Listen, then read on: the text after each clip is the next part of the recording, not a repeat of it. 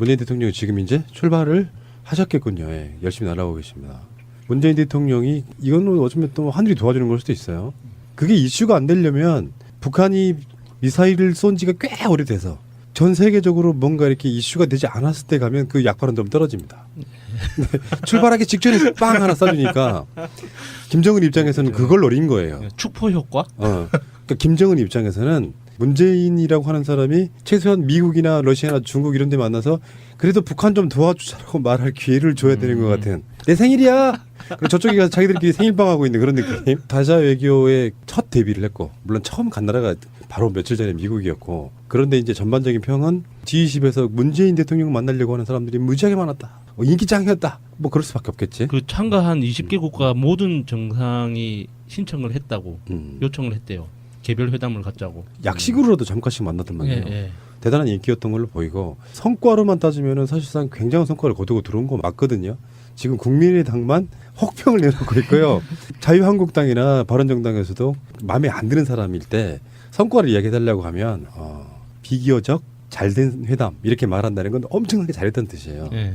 그리고 정말 못했다고 생각했을 때 뭐 일고의 가치도 없다라든지 형편없는 뭐 이렇게 이야기하겠지만 자유한국당이 성과에 대해서 박수를 쳐주는 거면 정말 잘하는 회담이고요. 지금 국민의당은 지금 가출한 상태이기 때문에 그거는 혹평이라는 표현 자체가 좀 부족하고요. 그냥 뭐 헛소리예요, 헛소리. 그 정도가 지금 평가받고 있다고 보시면 되겠죠.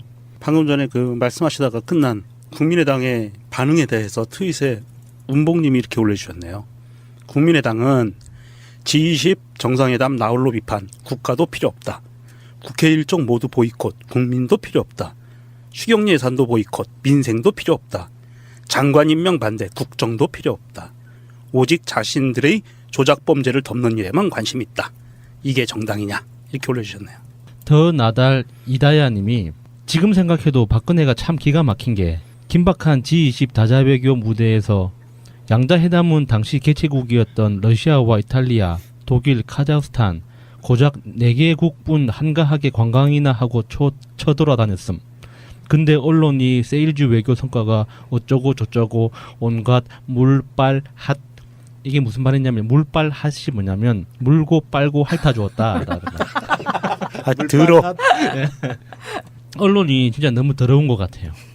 그러니까 이거 국민의당이 언론을 이용해서 이렇게 하잖아요. 언론에서 약간 비하하는 방향으로 비하하는 듯이 그 정상 외교가 아니라 뭐 한류 스타가 잠깐 놀러 가는 듯한 그런 뉘앙스로 이렇게 언론에 나오면 그거를 국민의당이 받아가지고 아무것도 안 하고 그냥 성과가 없었다라고 이야기하면 언론이 그걸 다시 받아서 또 비하하고 비하하면 언론이 비하하면 또 야당이 또 받아서 그걸 또 한 번 더 씹고 이렇게 막 무한 뺑뺑이를 돌리는 것 같아요. 그러니까 전체적인 흐름은 이렇게 봐요. 미국을 가장 먼저 가기는 했지만 박근혜가 망쳐놓은 외교를 한 건 어떤 의미냐면 미국이라고 하는 한 사람에 대해서만 열정적으로 사랑을 하다 보니 다른 사람들한테 기회가 없었던 거예요. 그래서 박근혜가 형편없는 연애를 해놓고 나니까 그 한국이라고 하는 외교연애라는 게 한쪽이 몰빵 이 상태였던 거예요. 대통령이 바뀌고 나서 이제 상황이 달라지니까 다른 나라 국가들도 한국이라고 하는 나라와 우리도 친해져 보고 싶어하는 그 욕구가 강한 시기. 일단 그게 가장 더 중요한 거라고 봐요. 그리고 우리 전통적으로 박근혜, 이명박 그 시기를 지나면서 그 시기가 어떤 시기냐면 중국의 세계적인 경제라든지 정치적 영향력이 커지는 시기예요. 중국이 엄청나게 성장해서 어느새 G2가 된 게 그 시기를 지나왔단 말이에요. 근데 거기서는 이제 민간적 차원에서는 중국과 교류가 많아지면서 교역량이 무려 미국보다 훨씬 더 많아진 상태까지 왔는데 정치적으로는 미국에 너무 이렇게 편중되어 있는 그런 부분들이 정상으로 되돌아가는 그런 분위기. 그 분위기에 G20에 처음으로 미스터 문 프레지던트가 데뷔한 거죠. 그 느낌이 딱 맞는 트윗이 하나 있어요. 달나라 시민 권지형님이 박근혜 시절엔 아베도 시진핑도 다 대단해 보이고 겁났는데 지금은 다 그냥 쭈구리들 같아. 심지어 오바마도 쭈구리로 보이더라는. 우리 대통령이 다 구워 삶아버릴 대상일 뿐. 외교를 바라보는 우리들의 마음도 이렇게 완전히 달라진 거잖아요. 그 문재인 대통령이 정상들하고 만났을 때 어떤 그 태도 그리고 시민들을 만났을 때의 태도가 우리 그 과거의 이명박이나 박근혜가 보여줬던 거하고는 너무나 다르고 모르는 사람이 봐도 좀 뿌듯한 느낌이라고 해야 되나? 아니 그리고 이 사람들이 다 촛불혁명의 그 과정을 다 봤을 거 아니에요. 예, 외신을 예. 통해서 자기 예. 나라에서도 그렇게 전폭적인 국민의 지지를 얻은 대통령이라고 하니까 네. 다들 정상들도 다 만나보고 싶었지 네. 않았을까. 눈도장이라도 찍고 싶겠죠. 그렇죠. 박근혜 같은 경우에는 네. 정말 독재자의 딸 이 타이틀이 가장 컸고 문재인 개인사를 또 프로필이 다 나갔을 거 아니에요. 네. 인권 변호사 했고 노무현 대통령과의 관계 이런 것들 네. 다 알고서 그렇게 줄을 섰을 거라고 생각합니다. 이번 G20 정상회의가 G20이 뜻하는 바는 그룹 오브 20이거든요. 네. 그룹 오브 20라고 그래야 되나? 20이 음. 예. 20 그룹 오브 20인데 주요 정상 그러니까 20개 정상회의예요. 이것은 그 G20에서 다루는 의제는요. 경제에 관한 부분입니다. 전통적으로 경제 쪽으로만 했었고 원래는 처음에 G8로 시작을 했는데 이게 경제 규모에서 앞서 나가고 있는 그룹들이 모여서 회의를 하는 거거든요. 어떻게 경제를 끌어나가야 될 거며 지나간 걸 어떻게 분석을 하고 앞으로 어떻게 대처해 나갈 건지 전 세계 경제를 어떻게 끌고 갈 건지를 결정하는 그런 어떤 모임의 일종이에요. 근데 여기에서 문재인 대통령이 메르켈 총리에게 신신당부한 북핵에 관련된 부분, ICBM에 관련된 부분에 대해서 공동성명은 채택을 안 했죠. 경제 분야이기 때문에. 하지만 메르켈 총리가 기자회견을 자청해서 비공식 회의에서 이루어졌던 부분에 대해서 공식적으로 멘트를 했다는 것은 굉장히 큰 지지를 받고 있다는 거고요. 문재인 대통령이 지지를 받고 있다는 거고 또 하나는 이 G20의 구성을 보면 전 세계 인구의 3분의 2를 차지하고 있어요. 인구로 보면. 그리고 GDP, 국내 총생산을 합한 값은 전 세계의 85%를 갖고 있고요. 뭐 거의 전부네. 뭐. 예, 세계 교역량의 80%를 차지하고 있고 전 세계의 무역과 경제에 관한 부분은 거의 대부분 주요국들은 다 들어가 있는 거예요. 근데 그게 우리가 G20에 대해서 좀 과대해서 좀 과장해서 받아들이는 면이 좀 있는데요. G20에서 중요한 결정을 내리거나 합의를 한 거는 아직 한 번도 없어요. 그냥 한번 잘 사는 나라들의 정상들끼리 얼굴 한번 보는 그런 개모임 형식이 이게 실체인 거죠. 그래서 20년 제가 알기로는 20년째 좀 넘었다고 들었는데 그동안 어떤 정상들끼리 그 나라 안에서 안 그러면 무역 그 협정이나 이런 문제에 대해서 심도 깊게 준비할 만한 시간도 안 되고 G20이라는 행사 자체가 그리고 사무국도 없거든요. 만약에 G20이 그 어떤 국제기구처럼 영향력을 미치는 정책을 결정하는 곳이라면 사무국이 있어야 될 거 아니에요. 이번에 그 독일에서도 엄청난 폭력 과격 시위가 밖에서 막 벌어지고 막 총 쏘고 난리 났어요. 예. 특정 어떤 몇 개 국가가 지구의 아젠다를 좌지우지하는 이거 자체를 반대하는 예. 사람들이 되게 많은데 그건 약간 다른 문제고 이제 이런 거 있잖아요. 이런 게 왜 만들어졌냐 생각을 해보면 유엔이라고 하는 아까 공식 기구가 세계적으로 있잖아요. 근데 그렇게 바글바글 모이면 또 지구를 끌어갈 수가 없어. 그러니까 한국 야 니들 좀 산다? 우리 클럽 들어와.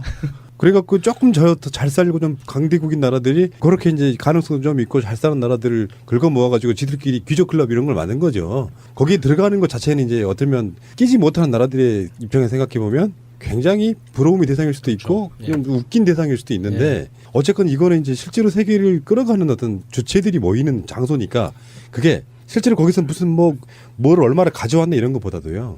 정상들끼리 서로 간에 친교랄까요? 친분을 나누고 그것들이 서로 간에 그렇죠. 어떤 라인이 되고 현안이 뭐 좀 복잡한 게 생기고 그러면 서로 통화도 하고 그러면서 그런 것들이 만들어지는 일종의 엄밀히 따지면 사교회장에 가까울 수도 있는 거예요. 어떻게 보면 의결권 같은 게 있는 게 아니잖아요. 기념사진 찍을 때 문재인 대통령이 지금 오른쪽 제일 끝에 서 있었잖아요. 근데 그거 가지고 일베 쪽에서 하여튼 되게 욕을 많이 했나 봐요. 근데 그게 그런 규칙이 있답니다. 나름의 룰이. 그러니까 짬밥 순대로 당선된 기간 순서대로 이렇게 쭉 그 도열하는 그 규칙이 있대요. 그게 이제 가장 그 병아리 대통령이잖아요. 그러니까 마크론하고 우리 트럼프도 대통령이. 저쪽에 예. 그 끝에 서 끄트머리에 있었잖아요. 그 섰다고 하더라고요. 그렇지. 예. 5년 후에 거기를 가게 되면 한 가운데 서겠거든요. 그렇죠. 대부분 다 4년제인 경우가 많잖아요. 예. 이번에도 너무나도 준비를 잘한 게 가는 날 북한이 또 뻥뻥 한번 터쳐주고 해가지고 정말 이걸 어떻게 빠져나가실까라고 우려 아닌 우려를 하고 있었는데 8일 날에 북한의 도발에도 영유아 지원 등 대북 투트랙을 딱 그 설계도를 내놓으셨잖아요. 그것은 인도적인 차원에서 어프로치를 하겠다. 북한은 그냥 무조건 제재를 한다라든지 그들에게 빼앗아 가면서 하면은 안 된다는 것을 딱 못 박아 놓고 많은 거기에 있는 G19을 알았어, 내가 김정은을 알아서 해결할 테니까 난 믿어줘. 근데 그 중에서 다들 알았어. 제이나 좀 해주라라고 다들 그 많은 좋은 소식을 좀 가지고 오는 것 같아요, 이번에는. G20이 북핵 때문에 생긴 행사나 이런 게 아니잖아요. 예. 근데 마침 북핵을 해결하려고 하면 방법이 여러 가지가 있어요. 미국 방식으로 경제제재를 한다 이런 것도 있지만 더 가까운 혈맹이라고 불리우는 중국 같은 데에 도움을 청한다라든지. 근데 지금 김정은 입장에서는 그 말 안 들어. 나는 중국보다 미국 상대하고 싶어해. 이런 모양새란 말이에요. 그러니까 문재인 대통령 미국 갈 때도 언론들 이야기를 많이 했잖아요. 언론들이 쓰레기다. 있는 그대로만 받아들이면 되는 문제를 설레발쳐가면서 예를 들면 뭐 지금 G20 외교의 성과는 이렇게 했는데 성과는 이렇게 됐다. 괜찮아. 그러니까 전 세계적으로 북핵이라든지 등등의 것들에 있어서 이런 게 있단 말입니다. 문재인 대통령이 북한을 이기려고 외교를 한 게 아니에요. 뭐 미사일 쏘고 갔다는 이유는 문재인 대통령이 먼저 한 대 뒤통수 때리고 간 거예요. 김정은이. 우리 정은이 더 때리지 마. 우리가 때릴게라고 먼저 때리고 간 거란 말이에요. 미사일 훈련을 같이 했다는 건. 네. 그래놓고 한반도 내에서 전쟁이 일어나기를 간절하게 바라지 않는다라고 강대국 정상들한테 다시 못 바꿔 온 거예요. 굉장히 훌륭한 얘기를 한 예. 거죠. 그 관점으로 일단 봐야 되고 트럼프나 시진핑이나 푸틴이나 뭐 아베나 이런 사람들을 만나가지고 국제 외교 무대에서 다시 한번 트럼프가 해준 말 북핵은 한국이 주도적으로 해결합시다. 요거를 한 번 더 확인도 받고 이런 과정으로 지금 외교를 잘했는데 보수 언론들은 어떻게 보도를 하느냐.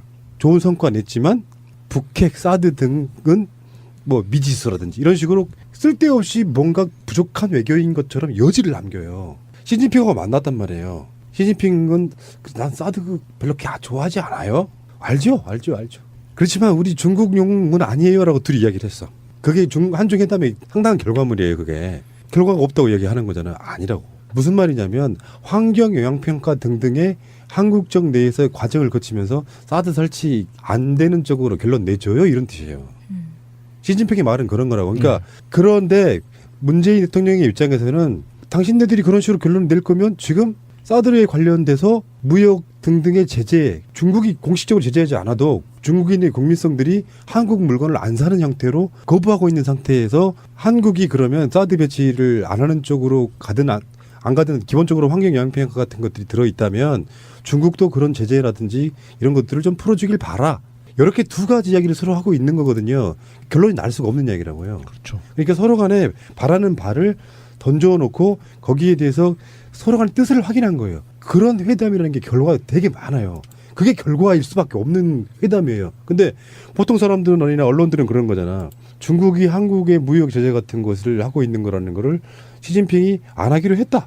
한국은 미국도 걸려있고 환경 영향권도 걸려있는 두 가지 문제가 걸려있잖아요. 둘 다 걸려있단 말이에요. 서로 결론을 낼 수가 없는 외교예요. 그거는 서로 그런 결론을 내려고 한 것도 아니야. 근데 사드 뭐 해법을 가져오지 못했으니까 실패한 얘기다. 이런 식으로 몰아간단 말이에요. 그러니까 문재인 대통령은 시간을 벌어서 지금 또 이번에 꼭 러시안 어딘가 또 가기로 약속했죠. 그러니까 취임하자마자 아마 올해 안에 굉장히 많은 나라들을 다닐 것 같은데 그러면서 그 과정 속에 뭔가 해법을 찾는 과정이라고 보는데 거기서 외교에 무슨 실익이 있네 없네 이렇게 얘기하고 있는 거는 정말 근시안적인 이야기예요. 그 이명박 박근혜 정권 통화하면서 이 숫자에 너무 익숙해진 거죠. 뭐 MOU 뭐 몇십억 달러, 몇백억 달러 했네. 뭐 수출 뭐 원전 수출했네. 뭐 이런 그 눈에 보이는 실적에 대해서 너무 과대 포장하는 게 익숙해져다 보니까 언론에서도 뭔가 그림으로 사용할 만한 게 안 나오니까 짜증났나 봐요. 그러니까 한국에서 미국의 그 절대적인 영향력을 갖고 있는 그 상태에서도 사드라고 하는 거를 환경 영향 평가로 일단 피해 갔는데 중국 만나서 무슨 해결을 어떻게 합니까? 미국 잠깐만 기다려. 우리 국내적으로 할 게 있단 말이야. 기다리라고 했지? 트럼프가 예 하고 기다리고 있는 거잖아요. 시진핑한테 무슨 얘기예요? 그러는 과정 속에 그 두테르테 같은 유형이 딱 그런 거고 트럼프 같은 유형이 딱 그런 건데 트럼프는 지 나라가 세계 제일 강대국이라는 걸 믿고 약간 성격 파탄 같은 느낌이고요. 두테르테는 지 나라 주제도 모르고 떠드는 것 같은 그런 느낌이야. 근데 진짜 중요한 건 각국의 현안이 있을 때 예. 외교의 기본을 진짜로 모르는 사람인 것 같아. 나는 외교 외무고시 본 적도 없지만 딱 그 기본을 알겠어. 내가 트럼프가 좋아져요. 내가 문재인인데. 내가 문재인인데 시진핑과 관계가 좋아져요. 다른 국제적인 분쟁이 생길 게 거의 없어요. 그러니까 친분을 쌓는 것이 외교의 기본이라고. 예, 예. 만나가지고 다짜고짜 서로 간에 우호적인 이야기 하지 않고 내 이야기만 하면 재수없는 새끼 되는 거예요. 강대국들하고의 외교의 회담 시간은 기본적으로 예정 시간보다 30-40분씩 무조건 늘어났어요. 그러니까 그만큼 할 말이 많았고 우호적으로 했다는 거죠. 그러니까 친분을 쌓는 게 최고의 외교라니까요. 그러면서 하나씩 푸는 거예요. 그 산적한 문제를 만나가지고 싸다하지 말자, 제재 풀자, 이게 어떻게 됩니까? 불가능하죠. 맞아요. 그건 비즈니스에서도 음, 마찬가지고 이렇게 생각해 보면은 안철수가 했으면 어땠을까라고 생각해 보면 어때요? 아닙니다. 훨씬 잘하고 있는 거라고. 그렇지 생각이 않습니다. 공격하지 마세요. 실망입니다. 씨. 실망입니다, 진짜. 외교의 목적이라는 게 그냥 뭐 외교 무대가 만들어지니까 내가 독일로 달려가서 뭐 해야지 이렇게 가는 게 아니고 전체적인 컨셉 그리고 어떤 내가 뭘 해야 되겠다는 어떤 수준 그리고 사람들을 대하는 자세에 있어서 그런 거 있거든요. 진짜 그 내가 양아치라고 말한 트럼프가 그런 거잖아요. 약소 국가의 수반은 밀칠 수도 있는 정도의 그런 마인드 말고 누구를 대하듯 그 사람을 미워할 수 없게 만드는 그 매력이 진짜 외교의 가장 기본 중에 기본이에요. 그거 일단 뿌리려고 갔다고 봐요. 그러니까 초청도 막 하고 그러잖아요. 네. 러시아에 오세요? 그럼 가볼까요? 가볼까요? 가볼까요?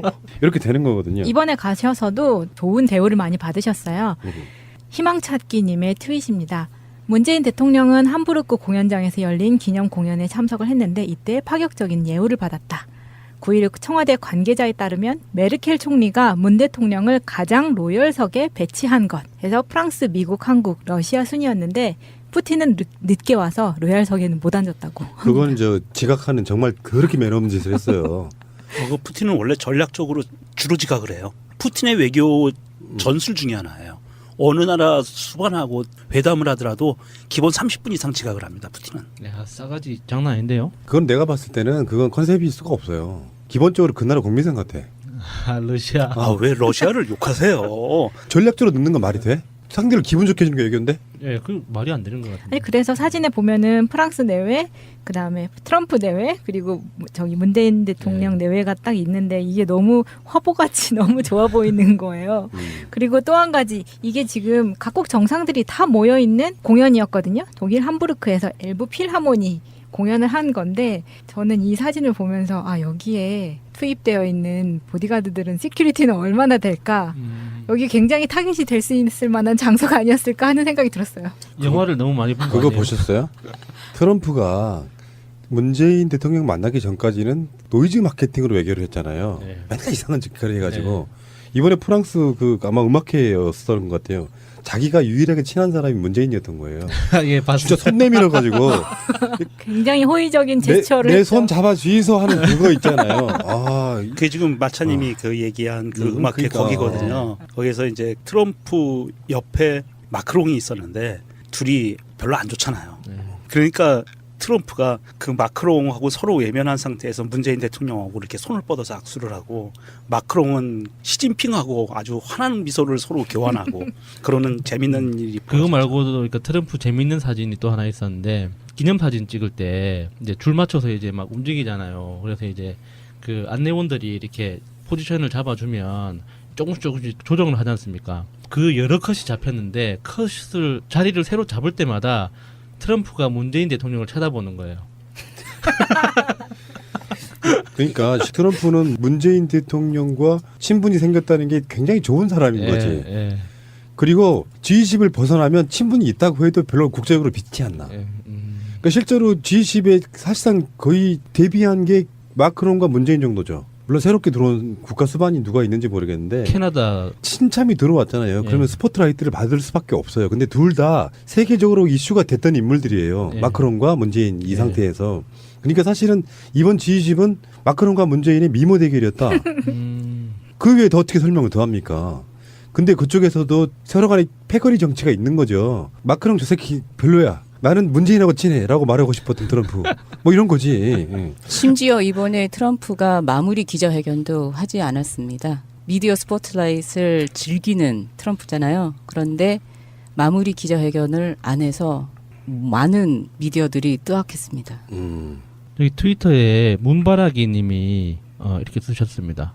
스토리도 없이 패션쇼에 불과하던 박근혜의 해외 방문은 어떻게든 포장하려 했던 언론들이 성공적인 문재인 대통령의 해외 방문은 대충 넘어간다. 박근혜 시절 망가진 외교 관계를 복원하고 있지만 역시 평가엔 인색하다. 발톱을 숨기고 물어뜯을 이슈만 찾는다. 정말 정확하게 말씀하신 것 같아요. 그거 한 90% 공감. 예. 박근혜 시절에는 정권의 눈치를 봐야 되는 이놈 언론들이 원하지 않았어도 그거를 했어야 살아남았던 시절이 있었어요. 언론이 아니었죠. 사실은 그게 광고도 연관이 있고요. 대기업들과의 관계도 있고요. 그렇다가 언론을 자세히 보면 내가 왜 90%라 그랬냐면 실제로 문재인 대통령 성과에 대해서 깨부수고 비판하는 것만 있는 건 아니고 사실은 전반적으로 다는 잘한 걸 잘한다고 하는데 그 양이 적은 거지. 박근혜 때는 없는 실체를 부풀려서 경제 효과 뭐 40조 뭐 이렇게 부풀리는 것까지 했던 자들이 지금은 그런 기준으로 하면은 그 기사량의 50배는 더 남아야 되는 상황에서 딱 그것만 내보낸다는 거죠. 맞아요. 그런 차이가 있는 거예요. 하루만 휴일 하루만 해도 뭐 몇십조 원 경제 효과가 있다고 막 그러더니 잘한 외교 성과만 갖고 이야기하기도 바쁜데 쓸데없는 짓거리들을 한다는 거예요. 사드 해법이 안 나와서 아쉽다. 그래서 이런 거 있잖아. 잘하긴 했는데 보통 우리가 일상생활에도 그렇게 표현 많이 하잖아요.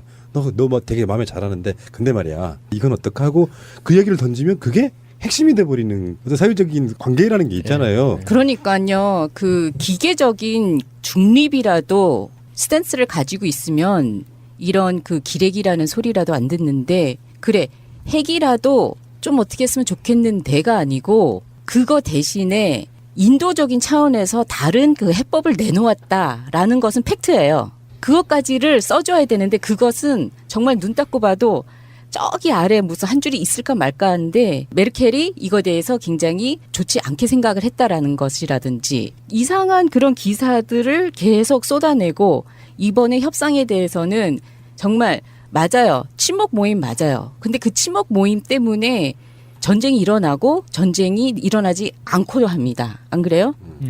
내가 너하고 같이 만났는데 어제 같이 저녁을 같이 먹으면서 이런저런 이야기를 했어. 그러면 그 사람이 과연 나한테 그런 막언을 했을까라고 전화를 한번 해보기라도 하잖아요.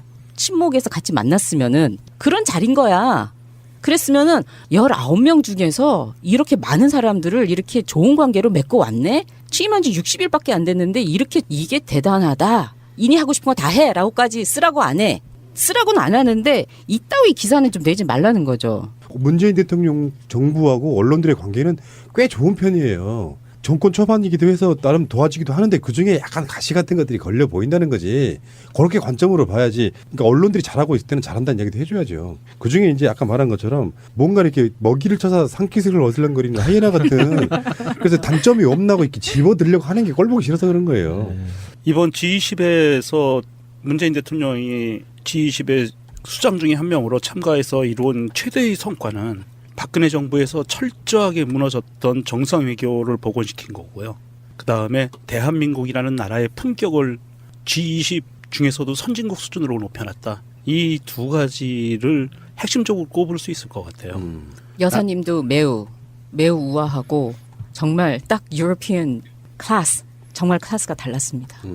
그냥 뭐 문재인 어용 방송이니까 문재인 외교를 무조건 잘한다고 한다? 웃기지 마십시오. 지금 실제로 문재인 대통령은 디테일이 강한 사람이다. 천재다 이렇게 말하고 싶지는 않은데요. 사람이건 나라건 국민이건 뒤에는 태도가 좋으니까 좋은 결과가 나오고 있는 거예요. 정권 초반이고 뭐 어용 방송이니까 문재인을 빠낸 거겠지 아니라고요. 기계적으로 까시는 분들 나는 좀 요즘에 분노하는데요. 그게 이제 언론이 아니라도 잘하는 건 잘한다고 이야기해주고요. 못하는 건 못한다고 이야기하면 누구도 그 사람들 욕하지 않아요. 맞습니다. 어떤 무조건 뭐 그 사람이 뭘 잘하는 거에 대해서는 뭐 이런 거야. 잘하면 당연히 저 정도는 해야 되는 거 아니야? 못하면 그럴 줄 알았어. 이 자세로 바라보니까 그러니까 이건 내가 보기에 병자들이에요. 병자들. 내가 그 패러다임이 바뀌었다고 항상 말씀드리는 이유가 문재인 정권이 성공하면 누구한테 줬습니까?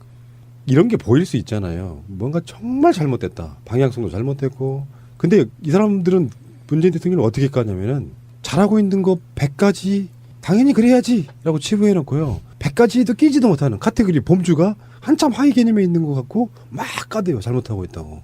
정권이라는 것이요. 장관만 20명에 가깝고 임명해야 될 인사들만 수도 없이 많이 있잖아요. 그중에 한 사람 잘못 임명하면 좀 이상한 사람 나왔다 그러면 문재인 정권의 도덕성이 어쩌쩌니 이렇게 이야기를 하는 거예요. 그러니까 나중에 어떤 결과를 갖게 되냐면 그렇게 까는 자들과 일베와 원래 숨어있던 자유한국당 지지 세력과 이런 사람들이 뭉치면서 한 덩어리로 큰 규모의 파워가 돼버려서 개혁을 하면 좋은 내가 수혜를 볼 사람들이 합심해서 개혁을 하고 있는 그 정권을 공격하게 되는 그런 효과를 갖고 있단 말이죠. 그래서 정권 초기에는 웬만한 걸로 안 까는 거예요. 개혁 공력이 있을 때 막 밀어붙이게 해줘야 되는데 지금 오늘 방송은 오늘이 9일이잖아요. 딱 2달 됐습니다. 대통령 선거가 예, 있었던지. 2달 동안 이 정도 하면 난 어마어마하게 잘했다고 생각을 하거든요. 예. 근데 2달 동안 문재인만 깠던 사람들이 민주진보에 있단 말이에요. 그게 난 도저히 이해를 할 수 없다. 그 바보 같은 짓을 왜 하고 삽니까? 그래서 누구 1호라고? 홍준표? 제발 전혀 도움이 안 된다는 말씀 드려보고 싶고요. 그런 사람들이 그게 어떤 싸움의 아젠다의 본질의 핵이면 그것은 제가 봤을 때는요. 그냥 병인 거예요. 병. 비판하는 것이 마치 대단한 것이나 되느냐. 아니다. 제 패러다임이 바뀌었어요. 언론의 패러다임이. 이런 거 있잖아. 빈대 한 마리 잡으려고 초가상감 태우지 마라. 빈대가 있으면 그 빈대 그냥 이렇게 조용히 끄집어내거나 초가상감을 살게 내버려 둬요. 괜찮아요. 화장실 가서 사진 못 찍은 박근혜나 가방 때문에 그 악수도 못한 박근혜 때문에 정말 창피해서 얼굴 들기가 너무너무 싫었는데 취임한 지 60일 만에 정말 떳떳하게 다닐 수 있는 우리 대한민국인들과 해외 동포들이 자랑스럽습니다. 이 와중에 마크롱과 그 같이 항상 묻혀가고 싶어 하시는 분이 하나 있어요. 우리나라 저 정치인 중에. 마크롱과 자기를 동일시 하시는 분이 아이씨. 있고 싫어. 싫어하지 마. 그분의 지지자가 트윗을 올린 거를 제가 잠깐 읽어드리겠습니다. 이게 누군데요? 열받아도 조금 참으세요. 잘. 성서연이라는 사람이 올렸는데요. 이 거짓과 진실을 교묘히 섞은 겁니다. 이건 굉장히 우리가 흔히 보던 공작질이에요. 프랑스에서도 올랑도가 나라 망국 수준으로 말아먹고 지금 마크롱이 집권했음. 이거 거짓이죠. 마크롱 때문에 나라를 망가진 그걸 올랑도가 망한 거예요. 그리고 마크롱이 대통령 된 거거든요. 올랑도라는 사람이 폈던 좌파적인 정책을 마크롱이 친재벌적인 정책으로 완전히 망가뜨려 버렸어요. 재무장관 하면서. 그런 적이 있었고요. 우리나라도 프랑스처럼 무능멍청한 심한 좌파 좀비들이 나라를 망국 수준으로 말아먹으면 그걸 수습하고 회복시킬 대안은 바로 안철수 대통령님. 이런 트윗을 올렸네요. 문재인 대통령이 지금 이제 출발을 하셨겠군요. 예, 열심히 날아오고 계십니다. 문재인 대통령이 이거는 어쩌면 또 하늘이 도와주는 걸 수도 있어요.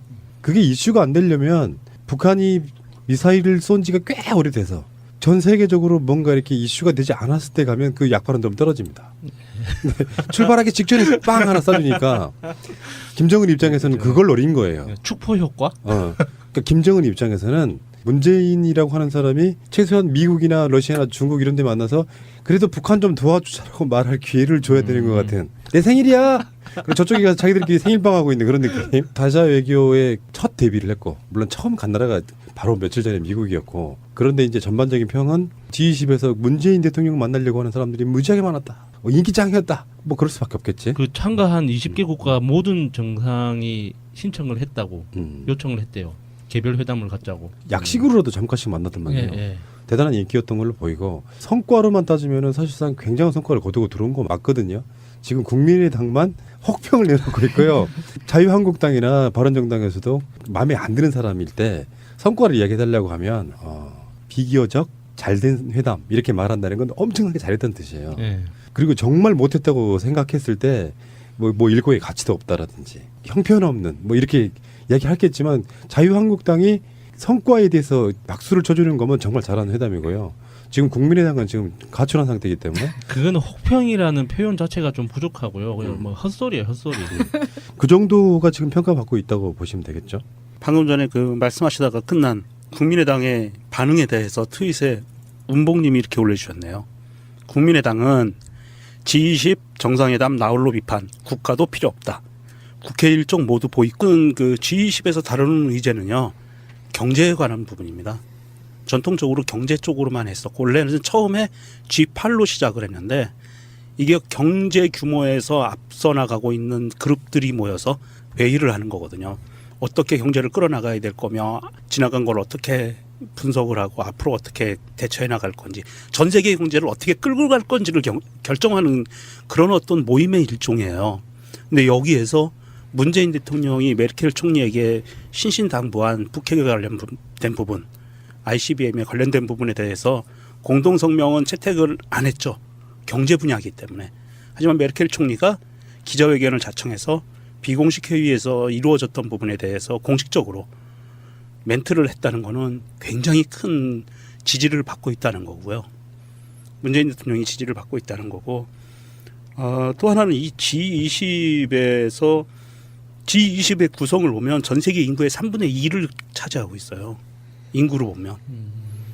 그리고 GDP, 국내 총생산을 합한 값은 전 세계의 85%를 갖고 있고요. 뭐 거의 전부네. 뭐. 예, 세계 교역량의 80%를 차지하고 있고, 전 세계의 무역과 경제에 관한 부분은 거의 대부분 주요국들은 다 들어가 있는 거예요. 근데 그게 우리가 G20에 대해서 좀 과대해서 좀 과장해서 받아들이는 면이 좀 있는데요. G20에서 중요한 결정을 내리거나 합의를 한 거는 아직 한 번도 없어요. 그냥 한번 잘 사는 나라들의 정상들끼리 얼굴 한번 보는 그런 개모임 형식이 이게 실체인 거죠. 그래서 20년 제가 알기로는 20년째 좀 넘었다고 들었는데 그동안 어떤 정상들끼리 그 나라 안에서 안 그러면 무역 그 협정이나 이런 문제에 대해서 심도 깊게 으로 박근혜, 이명박 그 시기를 지나면서 그 시기가 어떤 시기냐면 중국의 세계적인 경제라든지 정치적 영향력이 커지는 시기예요. 중국이 엄청나게 성장해서 어느새 G2가 된 게 그 시기를 지나왔단 말이에요. 근데 거기서는 이제 민간적 차원에서는 중국과 교류가 많아지면서 교역량이 무려 미국보다 훨씬 더 많아진 상태까지 왔는데 정치적으로는 미국에 너무 이렇게 편중되어 있는 그런 부분들이 정상으로 되돌아가는 그런 분위기. 그 분위기에 G20에 처음으로 미스터 문 프레지던트가 데뷔한 거죠. 그 느낌이 딱 맞는 트윗이 하나 있어요. 달나라 시민 권지형님이 박근혜 시절엔 아베도 시진핑도 다 대단해 보이고 겁났는데 지금은 다 그냥 쭈구리들 같아. 심지어 오바마도 쭈구리로 보이더라는. 우리 대통령이 다 구워 삶아버릴 대상일 뿐. 외교를 바라보는 우리들의 마음도 이렇게 완전히 달라진 거잖아요. 그 문재인 대통령이 정상들하고 만났을 때 어떤 그 태도, 그리고 시민들을 만났을 때의 태도가 우리 그 과거의 이명박이나 박근혜가 보여줬던 거하고는 너무나 다르고, 모르는 사람이 봐도 좀 뿌듯한 느낌이라고 해야 되나? 아니 그리고 이 사람들이 다 촛불혁명의 그 과정을 다 봤을 거 아니에요. 예, 외신을 통해서 예. 자기 나라에서도 그렇게 전폭적인 국민의 지지를 얻은 대통령이라고 하니까 네. 다들 정상들도 다 만나보고 싶었지 네. 않았을까. 눈도장이라도 찍고 싶겠죠. 그렇죠. 박근혜 같은 경우에는 네. 정말 독재자의 딸 이 타이틀이 가장 컸고 네. 문재인 개인사를 또 프로필이 다 나갔을 거 아니에요. 네. 인권 변호사 했고 노무현 대통령과의 관계 이런 것들 네. 다 알고서 그렇게 줄을 섰을 거라고 생각합니다. 이번 G20 정상회의가 G20이 뜻하는 바는 그룹 오브 20이거든요. 네. 그룹 오브 20라고 그래야 되나? 20이 음. 20 그룹 오브 20인데 주요 정상, 그러니까 20개 정상회의예요. 이것 곧 국민도 필요 없다. 추경 예산도 보이콧, 민생도 필요 없다. 장관 임명 반대, 국정도 필요 없다. 오직 자신들의 조작 범죄를 덮는 일에만 관심 있다. 이게 정당이냐? 이렇게 올려주셨네요. 더 나달 이다야님이 지금 생각해도 박근혜가 참 기가 막힌 게 긴박한 G20 다자외교 무대에서 양자회담은 당시 개최국이었던 러시아와 이탈리아, 독일, 카자흐스탄 고작 4개국뿐 한가하게 관광이나 하고 쳐돌아다녔음. 근데 언론이 세일즈 외교 성과가 어쩌고 저쩌고 온갖 물빨 핫, 이게 무슨 말이냐면 물빨 핫이 뭐냐면 물고 빨고 핥아주었다. 들어. 언론이 진짜 너무 더러운 것 같아요. 그러니까 이거 국민의당이 언론을 이용해서 이렇게 하잖아요. 언론에서 약간 비하하는 방향으로 비하하는 듯이 그 정상 외교가 아니라 뭐 한류 스타가 잠깐 놀러 가는 듯한 그런 뉘앙스로 이렇게 언론에 나오면 그거를 국민의당이 받아가지고 아무것도 안 하고 그냥 성과가 없었다라고 이야기하면 언론이 그걸 다시 받아서 또 비하하고 비하하면 언론이 비하하면 또 야당이 또 받아서 그걸 또 한 번 더 씹고 이렇게 막 무한 뺑뺑이를 돌리는 것 같아요. 그러니까 전체적인 흐름은 이렇게 봐요. 미국을 가장 먼저 가기는 했지만 박근혜가 망쳐놓은 외교를 한 건 어떤 의미냐면 미국이라고 하는 한 사람에 대해서만 열정적으로 사랑을 하다 보니 다른 사람들한테 기회가 없었던 거예요. 그래서 박근혜가 형편없는 연애를 해놓고 나니까 그 한국이라고 하는 외교연애라는 게 한쪽이 몰빵 이 상태였던 거예요. 대통령이 바뀌고 나서 이제 상황이 달라지니까 다른 나라 국가들도 한국이라고 하는 나라와 우리도 친해져 보고 싶어하는 그 욕구가 강한 시기. 일단 그게 가장 더 중요한 거라고 봐요. 그리고 우리 전통적 이게 준비할 만한 시간도 안 되고 G20이라는 행사 자체가 그리고 사무국도 없거든요. 만약에 G20이 그 어떤 국제기구처럼 영향력을 미치는 정책을 결정하는 곳이라면 사무국이 있어야 될 거 아니에요. 이번에 그 독일에서도 엄청난 폭력 과격 시위가 밖에서 막 벌어지고 막 예, 예. 총 쏘고 난리 났어요. 예. 특정 어떤 몇 개 국가가 지구의 아젠다를 좌지우지하는 이거 자체를 반대하는 예. 사람들이 되게 많은데 그건 약간 다른 문제고 이제 이런 거 있잖아요. 이런 게 왜 만들어졌냐 생각을 해보면 유엔이라고 하는 아까 공식 기구가 세계적으로 있잖아요. 근데 그렇게 바글바글 모이면 또 지구를 끌어갈 수가 없어. 그러니까 한국 야 니들 요즘 산다? 우리 클럽 들어와. 그래갖고 조금 더 잘 살고 좀 강대국인 나라들이 그렇게 이제 가능성 좀 있고 잘 사는 나라들을 긁어 모아가지고 지들끼리 귀족 클럽 이런 걸 만든 거죠. 거기에 들어가는 것 자체는 이제 어쩌면 끼지 못하는 나라들의 입장에서 생각해 보면 굉장히 부러움의 대상일 수도 있고 그렇죠. 그냥 웃긴 대상일 수도 있는데 어쨌건 이거는 이제 실제로 세계를 끌어가는 어떤 주체들이 모이는 장소니까 그게 실제로 거기서 무슨 뭘 얼마나 가져왔네 이런 것보다도요. 정상들끼리 서로 간에 친교랄까요? 친분을 나누고 그것들이 서로 간에 그렇죠. 어떤 라인이 되고 네. 현안이 뭐 좀 복잡한 게 생기고 그러면 서로 통화도 하고 그러면서 그런 것들이 만들어지는 일종의 엄밀히 따지면 사교회장에 가까울 수도 있는 거예요. 어떻게 보면 네. 의결권 같은 게 있는 게 아니잖아요. 네. 기념사진 찍을 때 문재인 대통령이 지금 오른쪽 제일 끝에 서 있었잖아요. 근데 그거 가지고 일베 쪽에서 하여튼 되게 욕을 많이 했나 봐요. 근데 그게 그런 규칙이 있답니다. 나름의 룰이. 그러니까 짬밥 순대로 당선된 기간 순서대로 이렇게 쭉 그 도열하는 그 규칙이 있대요. 그게 이제 가장 그 병아리 대통령이잖아요. 그러니까